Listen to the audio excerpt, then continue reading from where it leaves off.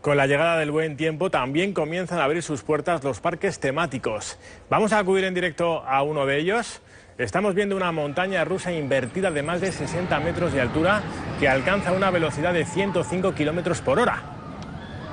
Es una de las atracciones de las que ya se puede disfrutar en el Parque Warner de Madrid, uno de los varios que hay en España, en el que tú estás, Isaías Blázquez. Cuéntanos.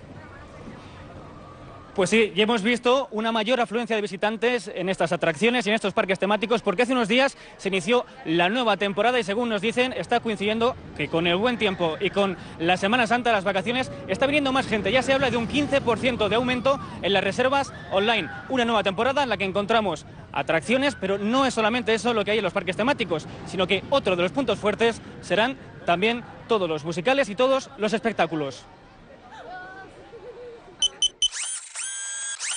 Para disfrutar de una jornada de película, una buena opción es acercarse al Parque Warner. Se espera que por aquí cada día de fiesta pasen más de 10.000 personas. Una opción de ocio familiar para poder disfrutar de las atracciones, la adrenalina y todo el espectáculo.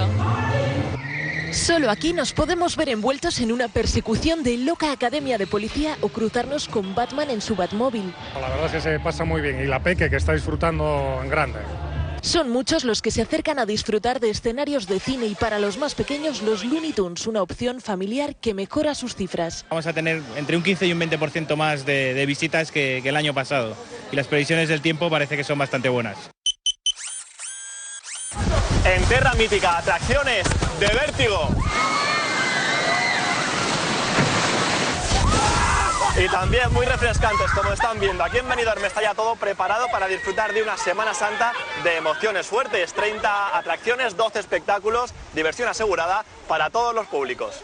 Aconsejable al 100%. Con las de agua te mojas y no pasa nada, en un momento estás seca. Shambhala, la montaña rusa más alta de Europa, espera a los más atrevidos en PortAventura. El parque espera recibir más de 5 millones de visitantes esta nueva temporada. Esta es la atracción estrella, subirse en ella es una auténtica descarga de adrenalina. Te lo pasa genial, con la montaña rusa y con todo. Hemos venido a probar la nueva atracción de Angkor. Es esta y nos traslada a un templo camboyano donde hay batallas acuáticas. Opciones refrescantes y divertidas por las que muchos optan para disfrutar de estos días festivos.